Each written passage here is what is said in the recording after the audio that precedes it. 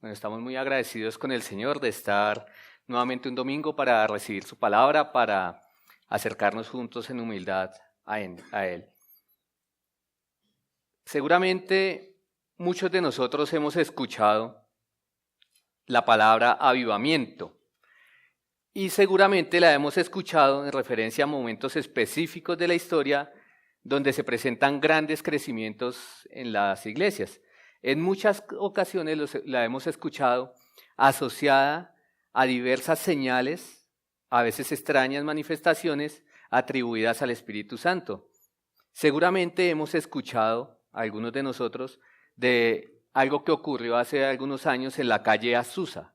Hemos escuchado seguramente nombres como Carlos Finney, entre otros, y de hecho hasta hemos podido participar en iglesias en las que cada comienzo de año se nos dice que este es un año en el que se proclama avivamiento, que este es el año del esto, que este es el año del otro, y dentro de eso se incluye el año del avivamiento.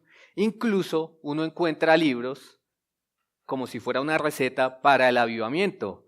3 ingredientes, 3 elementos que debe contener un avivamiento, como si el avivamiento dependiera de personas o dependiera exclusivamente de algo que nosotros pudiéramos hacer. Pero los verdaderos avivamientos no son el resultado de la ingeniería humana. Aunque obviamente deben ir acompañados de ferviente oración, tampoco son el resultado exclusivo de la oración. Es simplemente que Dios quiere, cuando Él quiere tener misericordia, en el momento que Él quiere. Sin embargo, sí debemos decir que a través de la historia, aunque hay algunos discutidos, a través de la historia del cristianismo también hay otros que han sido evidentemente claros, algunos avivamientos. Por ejemplo, en 1518, la Reforma Protestante, eso evidentemente fue un avivamiento. Hay otros más que se pueden enumerar, algunos inclusive creen que en la actualidad, hacia este año, este siglo, en Latinoamérica puede estar despertándose un avivamiento. ¿Por qué? Porque a pesar de que el Evangelio aparentemente lleva muchos años en nuestro país y en Latinoamérica, la verdad es que la sana doctrina y el Evangelio puro no han llegado a nuestro país. Sin embargo, ponernos a hablar acerca de si este fue un avivamiento legítimo, no, nos podemos quedar ahí, pero sin lugar a duda en las Escrituras sí encontramos verdaderos avivamientos, que obviamente son indiscutibles. Por ejemplo, el que van a vivir los judíos en tiempos de Apocalipsis. Apocalipsis 7:9 nos dice que multitudes que nadie podrá contar van a creer. Eso evidentemente es un avivamiento y nadie puede discutirlo. La venida del Señor del Espíritu Santo en Pentecostés, donde luego de la primera predicación de Pedro allí lleno del Espíritu Santo, 3,000 personas por lo menos acudieron en arrepentimiento. O el arrepentimiento de los ninivitas con la predicación del rebelde, si podemos llamarlo así, Jonás, donde no solamente un grupo de marineros, sino al final del libro, toda una ciudad se acudió en arrepentimiento. Sin lugar a dudas, un gran avivamiento que está registrado en las Escrituras ocurrió en el año 445 a.C. en la ciudad de Jerusalén. Luego del regreso de los 70 años de Israel de la cautividad babilónica, ocurrió allí un avivamiento. El hombre que Dios usó fue un sacerdote, un escriba llamado Esdras, quien predicó la palabra de Dios de manera apasionada y con resultados increíbles a un grupo de unas 50,000 personas. Esas personas, luego de escuchar atentamente la palabra de Dios, se arrepintieron de su pecado y fueron llenos de gozo. Creo que cada uno de nosotros, cuando va a Nehemías 8 y lee lo que allí pasó, su corazón arde de gozo y quisiera ver eso en la actualidad. Entonces, lo que vamos a hacer esta mañana, les quiero pedir que vayamos juntos a la lectura de la palabra de Dios. Vamos a ubicarnos no en Nehemías 8, sino un versículo antes, es decir, en Nehemías 7, versículo 38. Y vamos a leer juntos la palabra de Dios. Nehemías 7, versículo 73. Creo que les había dicho mal. Versículo 73, el último versículo de Nehemías 7. Y dice así la palabra de Dios santa. Y habitaron los sacerdotes, los levitas, los porteros, los cantores del pueblo, los sirvientes del templo y todo Israel en sus ciudades. Venido el mes séptimo, los hijos de Israel estaban en sus ciudades, y se juntó todo el pueblo, como un solo hombre, en la plaza que está delante de la puerta de las aguas, y dijeron a Esdras el escriba que trajese el libro de la ley de Moisés, la cual Jehová había dado a Israel. Y el sacerdote Esdras trajo la ley delante de la congregación, así de hombres como de mujeres, y de todos los que podían entender el primer día del mes séptimo. Versículo 3. Y leyó el libro delante de la plaza que está delante de la puerta de las aguas, desde el alba hasta el mediodía, en presencia de hombres y mujeres y todos los que podían entender. Y los oídos de todo el pueblo estaban atentos al libro de la ley. Y el escriba Esdras estaba sobre un púlpito de madera que habían hecho para ellos, y junto a él estaban Matatías, Semá, Anías, Urías, Hilcías y Masías, a su mano derecha. Y a su mano izquierda, Pedaías, Misael, Milquías, Hasum, Jabbadana, Zacarías y Mesalún. Abrió pues Esdras el libro a ojos de todo el pueblo, porque estaba más alto que todo el pueblo. Y cuando lo abrió, todo el pueblo estuvo atento.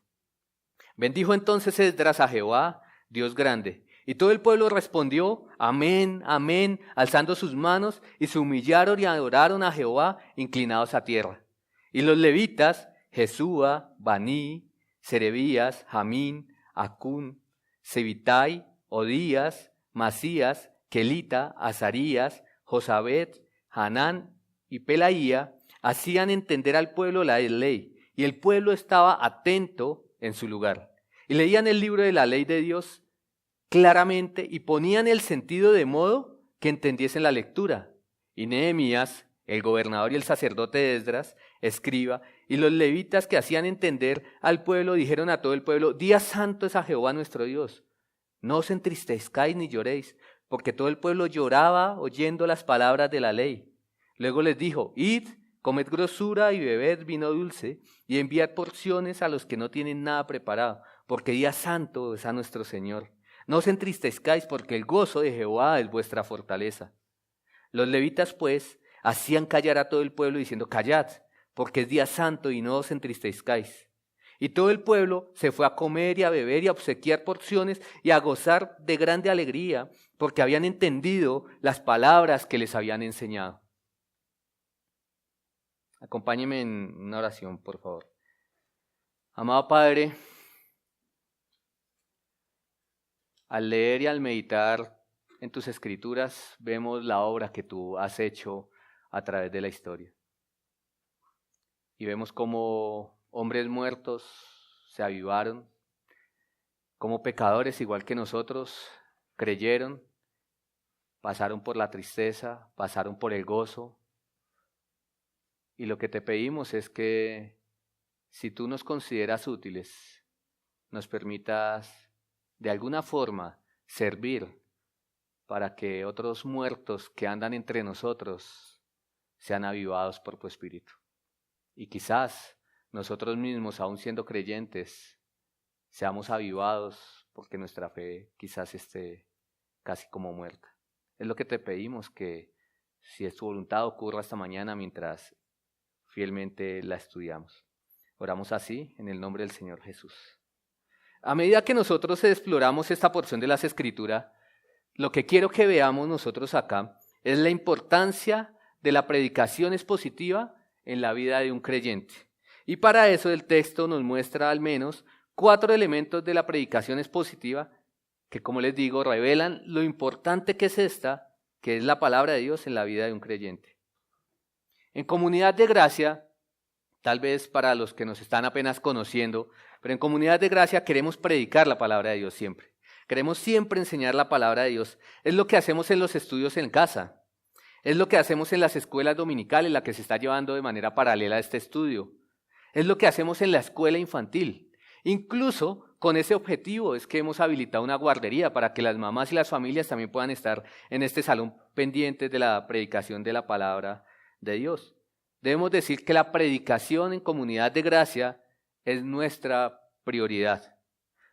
Y las personas se preguntan a veces, ¿por qué le damos tanta importancia a predicar? ¿Por qué le damos tanta importancia a exponer la palabra de Dios? Y yo creo que Nehemías, a través de este estudio, a través de lo que él escribe, él responde y nos ayuda a entender verdades que son vitales para la vida cristiana. Preguntas que deben estar en nuestro corazón. Por ejemplo, ¿de quién debemos aprender la palabra de Dios? ¿Quién está calificado para enseñar? ¿Cuál debe ser la meta suya y mía cuando estudiamos la Biblia? ¿Cuál es el propósito? ¿Cómo es la verdadera enseñanza? Hay diferentes estilos de predicación. ¿Cómo se relaciona el estudio de la palabra de Dios con el gozo, por ejemplo? Entonces vamos a ir entrando a estudiar esa prioridad de la exposición de las Escrituras en nuestra vida.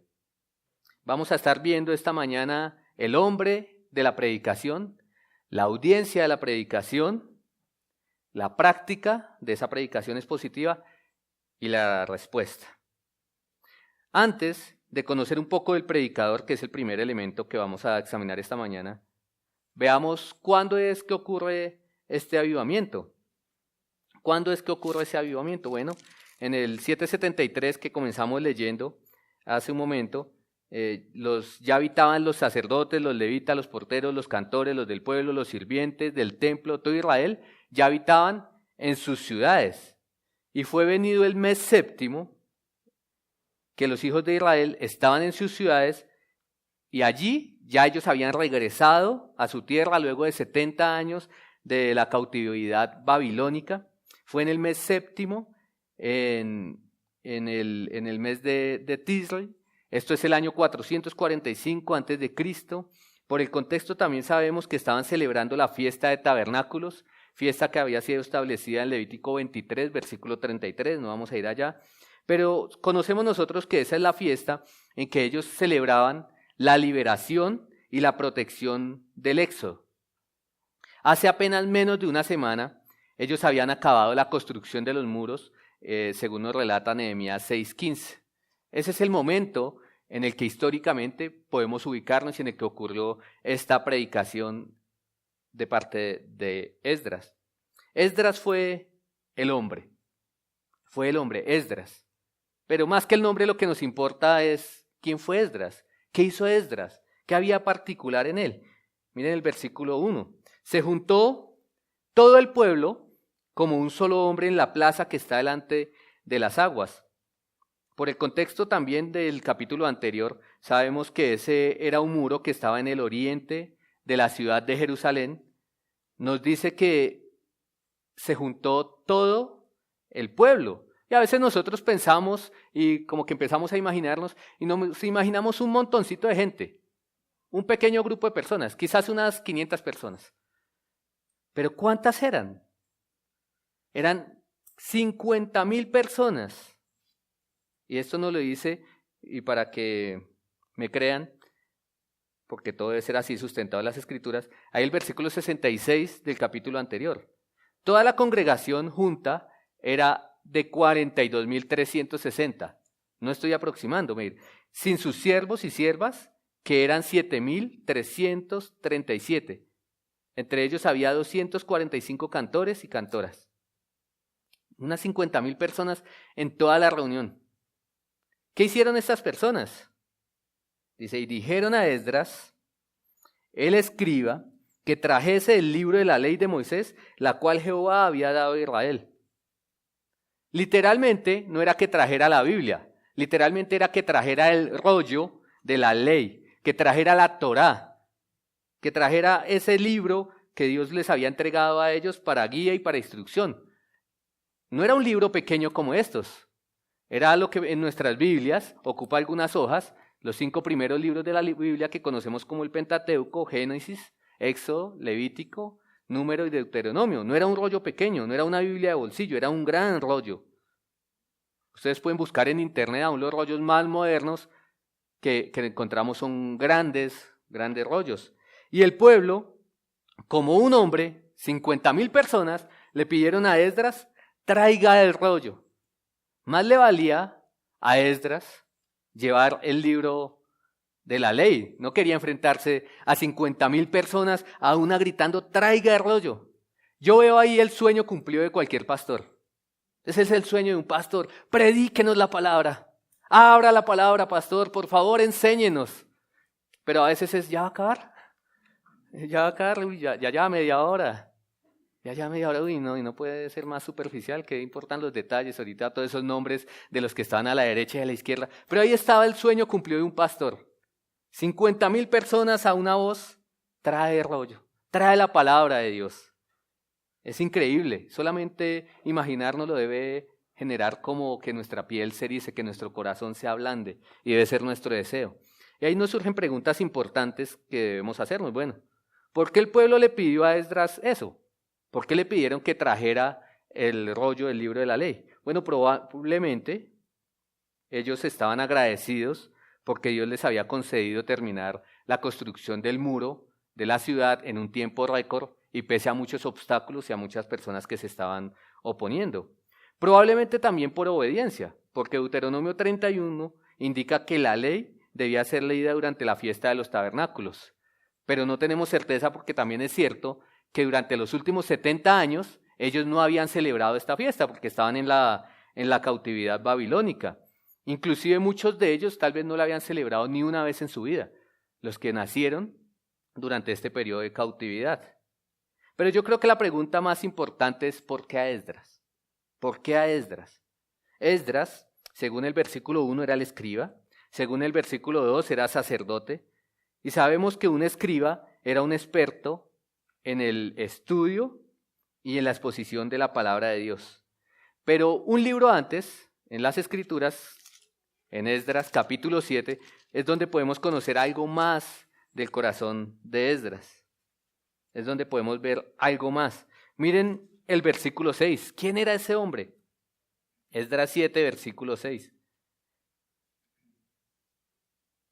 Nos dice que este Esdras subió de Babilonia, era escriba. ¿Cómo era? Escriba diligente en la ley de Moisés. Ese diligente puede ser traducido como experto en la ley de Moisés, que Jehová Dios de Israel había dado, y dice más adelante en el mismo versículo que la mano de Jehová su Dios estaba sobre Esdras. Sí había algo particular en Esdras. Saltemos al versículo 10. Dice, porque Esdras había preparado su corazón para inquirir la ley de Jehová y para cumplirla y para enseñar a Israel sus estatutos y decretos. Versículo 11. Esta es la copia de la carta que dio el rey Artajerjes al sacerdote Esdras. Escriba versado en mandamientos de Jehová y en sus estatutos. Versado, preparado. Tenía una reputación de ser un estudiante, tenía reputación de ser alguien que guardaba la ley en su corazón para obedecerla y luego para enseñarla. Aún Artajerjes, el rey, se dirige a él y utiliza palabras de elogio para este hombre. Versículo 12, también ahí mismo. Dice Artajerjes, rey de reyes, a Esdras, sacerdote y escriba, erudito en la ley del Dios del cielo. Entonces respondemos a la pregunta, ¿por qué a Esdras? Bueno, porque Esdras era el hombre idóneo. Esdras era el hombre adecuado para explicar la ley, porque era un hombre que estudiaba, que obedecía, que enseñaba fielmente la palabra de Dios. ¿Y cuánto necesitamos, mis queridos amigos y hermanos, de muchos Esdras fieles que se capaciten para explicar las Escrituras? Que lleguen a la gente no a dar discursitos, no a dar mensajes que eleven el ánimo, no a entretener a la gente, sino que llamen a la gente, luego de la explicación de la palabra, a aplicar la palabra que ellos mismos ya viven. Necesitamos ese tipo de maestros, no solamente para los púlpitos como este que gozosamente hoy estamos estrenando y que muestra la prioridad de forma simbólica que le damos a la palabra de Dios en esta iglesia. Pero no solamente necesitamos predicadores de púlpito, necesitamos maestros que le enseñen a su familia, madres que fielmente le enseñen la Biblia a sus hijos y que no la tergiversen por desconocimiento o ignorancia. Necesitamos líderes en esta sociedad que se paren a predicar la palabra de Dios. Necesitamos personas que salgan con el evangelio y tengan la capacidad de predicarlo de una manera correcta. Necesitamos hombres como los que pide Pablo a Timoteo, como los que le dice Pablo a Timoteo que él prepare. Él le dice, lo que has oído de mí, eso es 2 de Timoteo 2:2, ante muchos testigos, esto encarga a hombres fieles, que sean idóneos para enseñar también a otros. Fieles, capaces, dotados por el Espíritu Santo para enseñar. Necesitamos un Esdras, necesitamos muchos Esdras que expliquen el significado correcto y cómo se aplica a su vida. Esa es la razón primordial por la que nosotros estamos aquí, porque queremos aprender la palabra de Dios, de maestros que enseñan la palabra de Dios en la iglesia. Ese es el tipo de hombres que usted debe buscar. No debemos buscar la iglesia más bonita, no debemos buscar la iglesia más cercana. ¿Qué iglesia debemos buscar? Donde haya por lo menos un Esdras, que explique correctamente la palabra de Dios. Ese es el lugar donde debemos llevar nuestra familia para que sea instruida. Además, ¿quién era la audiencia? ¿Cómo era la audiencia? Versículo 2. Ya dijimos, 50,000 hombres que le pidieron a Esdras que trajera la ley. No fue por la presión de Esdras, de ese grupo que Esdras trajo la ley realmente, fue porque él era un hombre fiel. Dice el versículo 2, y el sacerdote Esdras trajo la ley delante de la congregación, así de hombres como de mujeres, y todos los que podían entender, el primer día del mes séptimo. Allí vemos 3 tipos de personas que hacen parte de esa audiencia. Hombres, mujeres, ¿y quiénes más? Todos los que podían entender. Eso seguramente son jóvenes, son niños que ya tenían la edad mínima para entender la palabra de Dios. Y la palabra clave ahí es precisamente esa, entender. 6 veces se usa esa palabra con diferentes conjugaciones en esta sección de 12 versículos de Nehemías 8. 6 veces, versículos 2, 3, 7, 8, 9 y 12. Y más adelante lo vamos a ver cuando lleguemos al versículo 9, que el entendimiento de la palabra de Dios fue necesariamente seguido por obediencia a la palabra de Dios. Aquí tenemos una implicación crucial para tu vida, para mi vida y para la vida de cualquier creyente. Y es que para que alguien sea salvo, necesita entender la palabra de Dios. Claro, la salvación es la obra del Espíritu Santo, pero no ocurre nunca aparte de la palabra de Dios. Una persona necesita entender correctamente el Evangelio. Por eso leemos nosotros en 2 Corintios 4, versículo 2, lo que Satanás hace. Dice que el Dios de este siglo cegó el entendimiento de los incrédulos para que no resplandezca la luz del Evangelio y la gloria de Cristo. ¿Qué cegó el Dios de este siglo, Satanás? ¿Las emociones? No, cegó el entendimiento de los incrédulos para que no entiendan el Evangelio. Igual con los creyentes, para que no crezcan, Por eso es triste, y no lo digo con ánimo de superioridad, pero es triste porque muchas iglesias están utilizando su tiempo dominical, su tiempo de reuniones, para entretener a la gente, para llenarlas de actividades, de música, de cosas que van a las emociones, pero no están utilizando el tiempo que es precioso cuando está uno acá detrás de este púlpito para explicar ¿qué? La palabra de Dios e ir al entendimiento de esas personas y llevarlas al crecimiento. Ustedes recuerdan Romanos 12:2, el énfasis de nosotros obedecernos a Dios, ofrecernos a Dios en sacrificio, es la renovación de nuestro entendimiento. Cuando un hijo de Dios escucha la palabra de Dios, leída o predicada, su meta debe ser entenderla y obedecerla. Mientras usted está acá cada domingo, ¿cuál debe ser su meta? Entender la palabra de Dios, poner atención para entender la palabra de Dios. Usted no debe venir aquí para sentir, debe venir aquí para comprender. Mientras esté estudiando u oyendo la palabra de Dios, nunca debes buscar las emociones. El corazón es engañoso. Debes buscar el entendimiento para obedecer la palabra de Dios. Esa es nuestra audiencia. Ahora, ¿cuál fue la práctica? ¿Cómo lo hizo Esdras? La mayor parte de esta sección nos lleva a eso. Ahí tenemos el detalle de la forma como Esdras enseñó la palabra a esos 50,000 israelitas. Dice el versículo 3, y leyó el libro delante de la plaza que está de la puerta de las aguas. Ahí está la fuente de Esdras. ¿Qué hizo Esdras? Leyó la palabra. No los motivó con un mensaje psicológico que les aumentara su autoestima, al que ellos respondieran amén por una promesa que él diera. Y lo hizo ¿desde qué hora? Desde el alba hasta el mediodía, 6 horas. La mayoría de los que están acá no aguantamos 45 minutos y ya empiezan a irse, a dormirse en el mejor de los casos. Pero ellos 6 horas. Tal era su necesidad y su deseo de la palabra de Dios que aguantaron 6 horas. Continúa la palabra diciendo que lo hizo en presencia de hombres y mujeres y de todos los que podían entender. En el 8 al 12 ya vamos a ver que esa enseñanza incluyó traducción, explicación y aplicación de la palabra de Dios. Traducción, explicación y aplicación. Por ahora, observemos que él leyó y explicó durante 6 horas el libro de la ley, el Pentateuco. Obviamente, no lo hizo con todo el Pentateuco, porque 6 horas no hubieran alcanzado para traducir, explicar y aplicar luego de la lectura del Pentateuco. Pero observen en dónde tenía la atención las personas.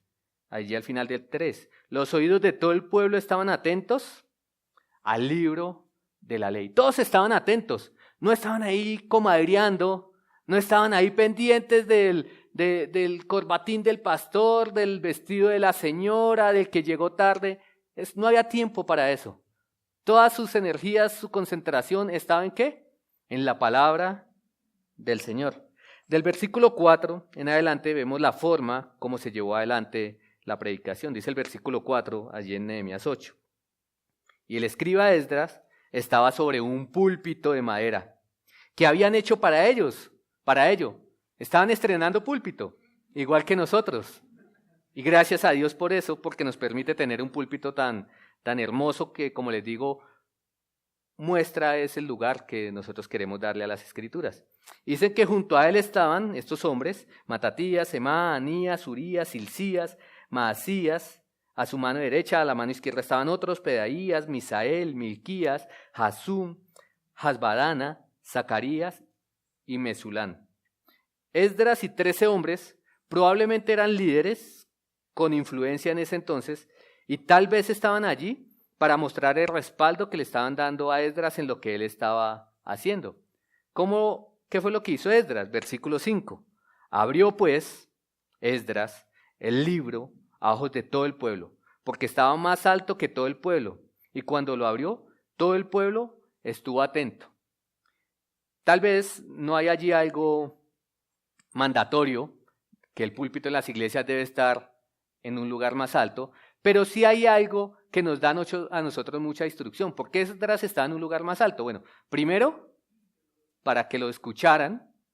No era fácil predicar a 50,000 personas. Piensen, 50,000 personas es un estadio de fútbol lleno. El estadio que tenemos aquí en la ciudad más grande, ese estadio no le caben 50,000 personas. Y acordémonos, no había amplificación. Esa tecnología no existía. Pero Esdras estaba puesto en un lugar más alto también. ¿Por qué? Y yo creo que es lo más importante. Porque la predicación de la palabra debe ser puesta sobre la iglesia. La palabra tiene que ser puesta sobre nuestras mentes, sobre los creyentes. Es lo primero que está sobre nosotros y como glorificamos al Señor Jesús. Dice allí que todo el pueblo estuvo atento. En hebreo es que todo el pueblo se puso de pie, como está traducido en la Biblia de las Américas. ¿Por qué se pusieron de pie? Probablemente por respeto a Dios y su palabra. ¿Qué hizo Esdras? Versículo 6. Bendijo entonces Esdras a Jehová, Dios grande, y todo el pueblo respondió, amén, amén, alzando sus manos y se humillaron y adoraron a Jehová inclinados a tierra. Ese amén, amén es ciertamente, ciertamente, y se inclinaron a tierra, ¿qué es? Que adoraron con el rostro puesto a tierra. Esdras bendijo a Dios y el pueblo expresó su aprobación, postrado a tierra. Ahora vemos, nosotros si continuamos con la lectura, versículo 7, que hay otro grupo de hombres que le está ayudando a Esdras de manera particular en la enseñanza. Los levitas, Jesúa, Bani, Serebías, Jamín, Acub, Sebatai, Jodías, Maasías, Kelita, Azarías, Josabed, Anán, Pelaías, hacían entender al pueblo la ley y el pueblo estaba atento en su lugar. Igual que Esdras, ellos como levitas, ellos tenían que entender la ley para poder explicarla. Era el deber de un levita, explicar la ley. El versículo 3, Esdras fue el que leyó, ahora acá dice que estos levitas explicaban al pueblo. Lo que pasaba probablemente era que Esdras leían y ellos explicaban posteriormente, tal vez a grupos más pequeños. Ellos repetían quizás y explicaban a mayor profundidad lo que Esdras estaba diciendo. Quizás eso fue, no conocemos el orden exacto, solamente lo que nos dicen las Escrituras, pero ellos estaban explicando también al pueblo. Pero quizás eso fue uno de los factores que contribuyó a que la predicación durara 6 horas, probablemente. Ahora, llegamos al versículo 8. Y en el versículo 8 está la clave de lo que es la predicación expositiva. Es la clave porque nos explica cómo hacían que la gente entendiera lo que estaba en el rollo. Dice, y leían en el libro de la ley de Dios claramente y ponían el sentido de modo que entendiesen la lectura. Nuevamente no eran sus opiniones, ¿era qué? La palabra del Dios vivo.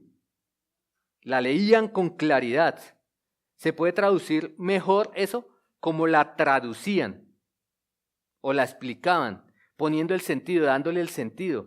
Se puede traducir como le daban entendimiento de tal manera que entendiesen, no que sintieran, de tal manera que entendiesen. Entonces ellos leyeron, tradujeron y aplicaron las palabras de Dios y además ayudaron a aplicar la palabra de Dios, como lo vemos del versículo 9 en adelante. Hubo 2 razones por las que yo creo que acá no solamente fue explicación, sino que necesariamente fue traducción. 2 razones por las que esos levitas debían traducir la palabra de Dios. Número 1, el idioma. Las escrituras fueron escritas en un idioma diferente al que hablaban esas 50,000 personas. Eran judíos, sí, eran israelitas, sí, pero recordemos que ellos venían del cautiverio de Babilonia en el que hablaban en arameo, mientras que las escrituras estaban escritas, lo sabemos nosotros, en hebreo. La mayoría de ellos no conocían el hebreo, entonces era necesario traducirle las escrituras. Número 2, o segunda razón por la que era necesario traducir las escrituras, es por la época. Para este momento, el Pentateuco ya había sido escrito hace unos 1000 años antes. Fue escrito entre el 1445 y 1405 a.C. y habíamos dicho que acá estamos en el 445 a.C. ¿Qué quiere decir eso? Otra cultura, ellos venían del exilio, su contexto histórico era el diferente al de la audiencia original de Moisés, cuando Moisés escribió el Pentateuco. Y es lo mismo para nosotros. Las escrituras están en otro idioma, nosotros tenemos traducciones, por cierto, muy buenas traducciones tenemos nosotros en el español, pero aunque son muy buenas, cualquier traducción siempre se queda corta para expresar lo que el autor original quiso transmitir. Debido a que la palabra de Dios fue escrita en otro idioma, en otra cultura, en otra época, nosotros necesitamos a alguien que conozca esa época, que nos ayude a entender la palabra de Dios y cómo se aplica a nosotros. De hecho, nosotros necesitamos o tenemos esta necesidad con mucha mayor urgencia. Es más evidente esa necesidad que tenía la audiencia de Nehemías 8, porque nosotros estamos a más siglos de distancia de la época en la que fue escrita la Biblia. Del libro que más cercano nosotros estamos es de Apocalipsis, que fue escrito por el año 96. Estamos solamente a 1923 años de diferencia. Del Pentateuco, por ejemplo, que era el libro de la ley que predicó Esdras, estamos unos 1000 años más de diferencia. Entonces, nosotros en cierta medida nos parecemos como al etíope, recuerdan ustedes allá en Hechos 8, que conoció a Felipe mientras él estaba leyendo Isaías sin entender absolutamente nada. Felipe le pregunta, ¿qué está entendiendo? ¿Entiende algo? ¿Qué le dice este hombre? Pues, ¿cómo voy a entender si no hay quien me explique? ¿Cómo voy a entender si no hay quien me enseñe? ¿Y qué hizo ese hombre? Rogó a Felipe que fuera con él y le explicara. Y Felipe hizo eso. Aprovechó para responder sus preguntas sobre Isaías 53, que era el texto que estaba estudiando, y para predicar el evangelio de Jesús.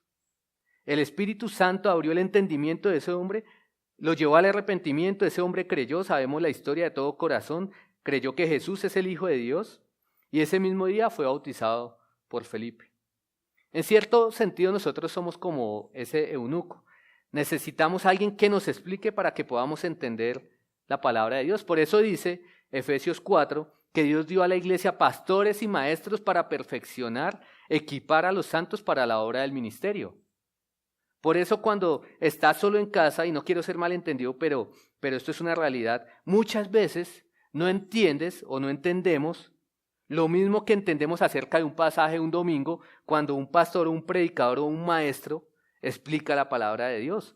¿Por qué? Porque son maestros que se han preparado durante la semana, y no solamente durante la semana, durante años. Han estudiado y aunque nadie puede viajar a los tiempos bíblicos, sí lo hacen por medio del estudio de diferentes libros. Han conocido y han invertido tiempo en conocer el idioma. Miren, eso no es que el sábado por la noche está nuestro pastor Fernando allí, ¿qué voy a enseñar a la iglesia? Y comienza y le entra el sueño y dice, bueno, voy a dormir un ratico. Y mientras duerme viene un ángel y le da el sermón. Eso no es así, requiere preparación. Si usted lee la Biblia, comienza bien, comenzamos bien, pero eso es solo el inicio, es solamente el comienzo del estudio de lo que nosotros debemos hacer para comprender las Escrituras. No creas que es muy santo decir que solamente lees la Biblia y oras y ya. No creas que es muy santo decir que no necesitas de maestros, que no necesitas de Biblias de estudios, de comentarios, de diccionarios, porque la simple lectura en muchas ocasiones lleva a la mala interpretación. Muchas personas bien intencionadas solo leen y leen, pero no saben en realidad lo que la Biblia enseña y en muchas ocasiones terminan inventando un montón de interpretaciones erróneas porque no entienden el hebreo, el griego o la cultura. A veces se nos olvida que entre un libro y otro hay cientos de años de diferencia, hay mucha distancia. Incluso los libros de la Biblia no guardan un completo orden cronológico. Nosotros creemos que termina un libro de los 66 e inmediatamente inicia el segundo. Nosotros pensamos a veces así de la Biblia. Entre un libro y otro a veces hay una inmensidad de diferencia entre quién lo escribió, por qué lo escribió, a quién lo escribió. Pero claro que necesitamos leer, que necesitamos observar el texto bíblico, que necesitamos orar, pero también necesitamos otras herramientas que nos presenten el contexto histórico, cultural de la audiencia original, libros que nos ayuden a entender las palabras, quizás mapas que nos ayuden a ver dónde se encontraba ubicada cada lugar de las Escrituras. Y luego de entender eso, ahí sí tenemos que ver cómo aplica eso a nuestras vidas. Por eso es tan importante recibir capacitación para entender correctamente la palabra de Dios. Y si los que están acá, y espero que ese sea el deseo de muchos acá, están orando al Señor porque los use en algún área ministerial, quizás en un púlpito, quizás en una escuela, es sencillo, necesitas prepararte, es una instrucción sencilla. Esdras había preparado su corazón para inquirir en la ley. No piensen que eso tampoco es solamente para los que van a predicar desde un púlpito. Tú también, para entender las Escrituras, necesitas usar herramientas. Debes enseñar a tus hijos, los que son papás y mamás. Quizás en muchas ocasiones también al contrario, enseñar a tus padres. Seguro tienes influencia sobre alguna persona a la que le quieres presentar el evangelio, compañeros de trabajo, y para eso necesitas entender lo mejor que puedas la palabra de Dios. Entre mejor entiendas las Escrituras, mejor las puedes explicar. Miren, la historia de Felipe y el eunuco no fue una predicación desde un púlpito, no fue desde una tarima, fue una enseñanza sentado el uno junto al otro. De pronto yo creo que es lo más parecido a nuestra época, una conversación tomándose un café a la hora del almuerzo con un compañero de trabajo, en el transporte público con un desconocido, pero sea donde sea y sea la situación que sea, necesitas entender correctamente las Escrituras para que la puedas enseñar con precisión. A veces oramos al Señor porque nos dé oportunidades evangelísticas. Y esta misma semana yo tuve oportunidades evangelísticas. Estaba en una capacitación de las que dan las empresas de clima laboral. Al azar nos sentaron de a dos pusieron un ejercicio, en 6 minutos dígale usted qué lo motiva a levantarse cada día, en 6 minutos dígale cuál es la razón de su vida, en 6 minutos dígale cuáles son sus sueños. ¿Qué iba a hacer yo? Tenía que estar preparado para predicar la palabra de Dios. No tenía la Biblia a mano, no tenía un púlpito, pero en ese momento tenía que salir como Esdras. Anoche, mientras estaba dándole los últimos retoques al sermón, también me llamó una persona que conocí en mi anterior trabajo. Estoy mal, me pasa esto, me pasa lo otro, buscando un consejo. ¿Qué tenía que hacer yo? Predicarle la palabra de Dios. Y esas son predicaciones que no quedan registradas en las Escrituras, pero en esos momentos necesitamos un Esdras que haya preparado su corazón. Y esto es importante a nivel de iglesia también. Necesitamos estudiar para saber lo que quise decir el autor, para explicarlo sin alteraciones. Pablo le dice a Timoteo, en 1 Timoteo 5:17, los ancianos que gobiernan bien sean tenidos por dignos de doble honor, haciendo referencia a un mayor reconocimiento económico por la labor que ellos ejercían. Y dice allí, en el mismo versículo, mayormente los que trabajan en predicar y enseñar. La palabra trabaja en el original significa los que trabajan hasta sudar, hasta el agotamiento. Entonces nosotros vemos que la enseñanza es un trabajo. A veces se cree como, no, es que el pastor no trabaja. No, el pastor trabaja y es un trabajo hasta el sudor, requiere preparación. Por eso Pablo le dijo a Timoteo en la segunda carta, capítulo 2, versículo 15, procura con diligencia. ¿Qué significa? Da tu máximo esfuerzo. Esfuérzate para prepararte y para usar bien la palabra de Dios. Si predicar y enseñar solo fuera leer, Pablo no le hubiera dicho a Timoteo que se pusiera a trabajar como un obrero en ello. Los pastores que trabajan hasta el punto de quedar agotados, remunéralos económicamente de forma generosa, le dijo Pablo a Timoteo, es trabajo duro. Observen que, volviendo a nuestro texto, a Nehemías, el centro de este mensaje, el centro de la historia, el centro de lo que está ocurriendo, es la palabra de Dios, es eso. Desde el versículo 1, lo que ellos le pidieron a Esdras que trajera, ¿qué fue? El rollo de la ley. No le pidieron ir al templo a hacer sacrificios.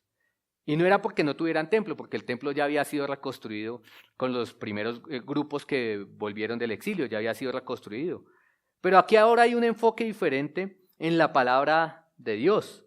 Algo cambió en la historia de Israel para ese momento cronológico, para ese momento particular. Antes del exilio babilónico ellos se enfocaban la adoración en el templo, en los sacrificios, pero durante el exilio las sinagogas crecieron y el elemento más importante de las sinagogas era leer, explicar, aplicar la ley. Ese enfoque se convirtió más adelante en el enfoque de las sinagogas. De hecho, en las sinagogas actuales, en nuestra ciudad tenemos alguna, y nunca vemos que lleven un camión lleno de vacas porque van a hacer un sacrificio, porque el enfoque de los judíos es ese, es la predicación, la lectura, la explicación y la aplicación de la palabra de Dios. Esa se convirtió en una práctica que nosotros vemos en el Nuevo Testamento. Es lo que el Señor Jesús hizo en la sinagoga cuando tomó lo que está registrado en Lucas 4, que Él se puso de pie, leyó, explicó y aplicó el texto. Es lo que el Señor Jesús hizo en la sinagoga. Pablo hacía lo mismo. Por eso en 1 Timoteo 4, versículo 13 le dice a Timoteo, entre tanto que voy, ocúpate de la lectura. ¿A qué lectura hacía referencia? A la lectura que hacían en las sinagogas. Y en 2 Timoteo 4 le dice que predique la palabra. ¿Es por qué? Porque los judíos ya hacían eso en las sinagogas, leían, predicaban, explicaban. El centro era ese, leer, explicar y aplicar la palabra de Dios. Nehemías 8:8 es lo que ellos hacen. Ellos leyeron, explicaron y aplicaron la palabra de Dios. De forma sencilla, a eso es a lo que nosotros llamamos predicación expositiva. ¿Y por qué predicación expositiva? ¿Por qué ese término? Bueno, solamente es cuestión de diferenciarnos de otros tipos de predicación, pero en realidad es la única predicación bíblica. No es que existan más predicaciones válidas, no es que hayan otros estilos. Es la única forma de predicar según Dios lo ha mandado. ¿Predicar qué es? Es leer, explicar y aplicar. Puede hacerse versículo a versículo o puede hacerse por temas, pero siempre explicando lo que el autor original quiso decir a la audiencia original, encontrando esas verdades atemporales y aplicándolas a la audiencia original. Esa es la razón por la que aquí predicamos de esta forma.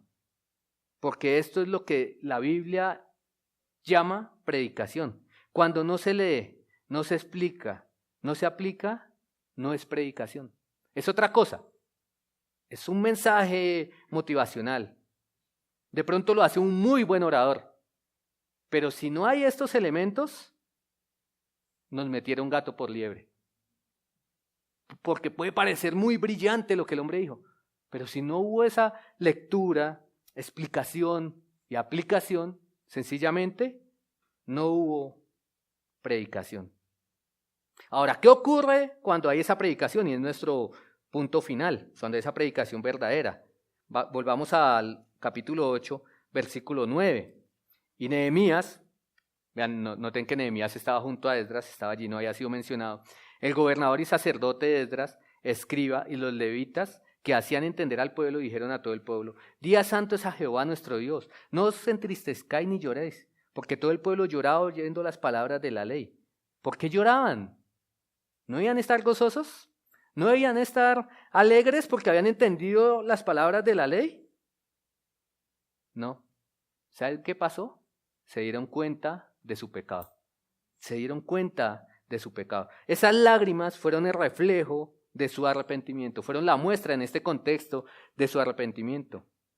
La predicación de la palabra, vemos de forma implícita que no solo explica, también aplica, y el Espíritu Santo la aplica en la vida del que escucha. Y esto es algo importantísimo. Debemos pasar por ese arrepentimiento, debemos pasar por ese dolor cuando leemos las Escrituras. Estos hombres se dieron cuenta que durante 70 años habían estado viviendo como no debían y que habían estado ofendiendo a un Dios santo. Y ese es el primer resultado que debe pasar cuando nosotros abrimos las Escrituras, sea de manera pública o de manera privada.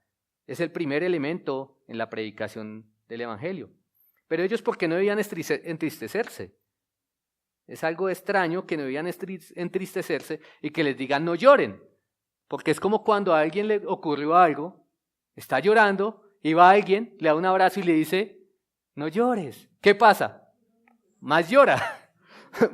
Más lloran. Pero ellos no debían entristecerse. ¿Por qué? Por el contexto. Ya habíamos dicho que ellos estaban en la fiesta de los tabernáculos y la fiesta de los tabernáculos era una ocasión de gozo. Su tristeza debía tornarse en gozo. El versículo 9 nos recuerda el impacto de la lectura y la explicación de la palabra de Dios cuando la palabra de Dios es entendida por la obra del Espíritu Santo. Muestra el pecado del oyente para su salvación o para su santificación. Tal como lo describe el autor de Hebreos. La palabra de Dios es viva y eficaz, más cortante que toda espada de 2 filos, que penetra hasta partir el alma y el espíritu, las coyunturas y los tuétanos, y discierne los pensamientos y las intenciones del corazón. Versículo 10 en adelante. Luego les dijo: id, comed grosura, bebed vino dulce y enviad porciones a los que no tienen nada preparado. Posiblemente allí había personas pobres que no tenían nada y debían ayudarlos. Continúa la lectura: porque día santo es a nuestro Señor. No os entristezcáis, porque el gozo de Jehová es vuestra fortaleza. Vean, eso no es una frase que actúa como un mantra, como una manera mágica para cuando usted está triste. No es la idea que usted está triste, algo le pasó y entonces usted empiece a cantar: el gozo del Señor es mi fortaleza, y lo repite y lo repite y lo repite. No. El contexto nos enseña que el gozo de Jehová es nuestra fortaleza solamente después de que hemos entendido la palabra de Dios, nos hemos arrepentido de nuestros pecados en sometimiento, y luego sí, el gozo del Señor es nuestra fortaleza. Versículo 11. Los levitas, pues, hacían callar a todo el pueblo diciendo: callad, porque es día santo y no os entristezcáis. De nuevo debían gozarse, era día de celebración. Versículo 12. Y todo el pueblo se fue a comer, a beber, a obsequiarse porciones, a gozar de grande alegría, porque habían entendido las palabras que les habían enseñado. Estaban contentos porque habían entendido las palabras, no porque habían sentido un fuego, no porque habían sentido ni siquiera el amor entre hermanos, que también es válido. Cuando usted viene un domingo y cuando yo vengo un domingo, me voy feliz porque vi a mis hermanos y porque me sentí amados por ellos, que me hacían falta. Pero estos hombres se fueron felices, ¿por qué? Porque entendieron la palabra de Dios. Esa es la relación que tiene con el gozo. ¿Ha perdido usted el gozo? Posiblemente por su pecado. Su salvación no la pierde. Eso estamos seguros por las Escrituras. El que comenzó la buena obra la va a terminar. El Señor Jesús dijo que no va a perder ninguno. ¿Pero ha perdido usted el gozo? ¿Cuál es la fórmula para el gozo? Lea las Escrituras, estudie las Escrituras, venga a la iglesia y escuche sermones. Solamente una cosa más para terminar. Esto que ocurrió aquí fue por la providencia del Señor. Un avivamiento ocurre cuando el Señor quiere, donde Él quiere, usando a quien Él quiere. Pero ¿qué pasaría si el Señor, en este momento, en este punto de la historia, quiere tener un avivamiento en América Latina? Quiere tener un avivamiento en Bogotá. Quiere derramar un avivamiento en su familia, en su empresa, con sus hijos. ¿Es usted un Esdras? ¿Encontraría el Señor un Esdras que está preparando su corazón para entender las Escrituras, para obedecerlas, para aplicarlas y está listo también a explicarlas cuando sea el momento? Quizás no. Quizás no. Quizás no. Y debemos estar nosotros listos porque Dios concede sobrenaturalmente el entendimiento, concede naturalmente el arrepentimiento a pecadores, pero Dios ha decidido usar hombres pecadores como el que se encuentra en este púlpito y como usted que se encuentra allí sentado. Cada domingo, aquí y a través del mundo, a medida que se predica, se repite esta historia maravillosa de Nehemías 8. Nuestra oración es que el Señor abra nuestro entendimiento para que seamos salvos o edificados y entonces podamos vivir vidas llenas de gozo. Esa es la razón por la que estudiar, explicar, aplicar la palabra de Dios es la prioridad de nuestra iglesia. Debe ser la prioridad de cada iglesia y debe ser la prioridad de tu vida. Oremos. Amado Padre, te doy muchas gracias porque en tu palabra nos permites tener registrada esta maravillosa historia de cómo se produjo la salvación, el reavivamiento, si podemos llamarlo así, de muchas personas a través de la predicación de un hombre. Pero todo esto ocurrió porque sabían que la fuente, sabían que el mensaje era uno solo y estaba en tus Escrituras. Estaban en tu palabra, no estaban en otro lado. Y lo que te pedimos hoy es que tú levantes aquí muchos hombres y mujeres como Esdras. Que preparemos nuestro corazón para inquirir en la ley tuya, para inquirir en tus mandamientos, para inquirir en tu evangelio, para ponerlo por práctica en nuestra vida y estar listos para enseñarlos a todo aquel que demande certeza de nuestra fe. Padre, obra en este día si es tu voluntad y llévanos al arrepentimiento para que le demos el lugar que tu palabra y la predicación expositiva debe ocupar en esta iglesia y en nuestras vidas. Esto lo oramos en el nombre del Señor Jesús. Amén.